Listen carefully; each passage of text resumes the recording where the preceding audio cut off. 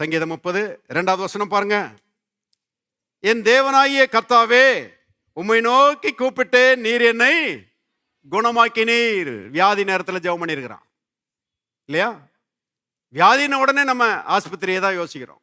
வியாதின உடனே நம்ம டாக்டரை தான் யோசிக்கிறோம். ஊசியையும் மருந்தையும் தான் யோசிக்கிறோம் இல்லையா? தப்பு இல்லை, டாக்டர்கிட்ட போகிறது தப்பு இல்லை, ஊசி மருந்து எடுக்கிறது தப்பு இல்லை. ஆனால் வியாதின்ற வந்த மாத்திரத்தில் முதல்ல ஜெபம் பண்ணணும், ஜெபிக்க வேண்டும் கர்த்தரிடத்தில். ஏன்னா இந்த மருந்து, இந்த டாக்டர் எல்லாம் இவங்கெல்லாம் குணமாக்குறது காட்டிலும் பாருங்க, கர்த்தர் கொடுக்கிற சுகம் அது மேலானது. கர்த்தர் நமக்கு சுகம் கொடுத்தாருன்னா டாக்டர்கிட்ட போக வேண்டிய அவசியமே வராது இல்லையா? ஊசியை போட வேண்டிய அவசியமே வராது. நம்முடைய தேவன் பாருங்க, அற்புதமாய் நம்மை சுகமாக்குகிற தேவனாய் இருக்கிறார். அவர் தான் சொல்லியிருக்கிறாரு, நானே உன்னை குணமாக்குகிற வைத்தியர். எல்லாரும் சொல்லுவோம், இயேசுவே என்னை குணமாக்குகிற வைத்தியர், இயேசுவே என்னை குணமாக்குகிற வைத்தியர், இயேசுவே என்னை குணமாக்குகிற வைத்தியர்.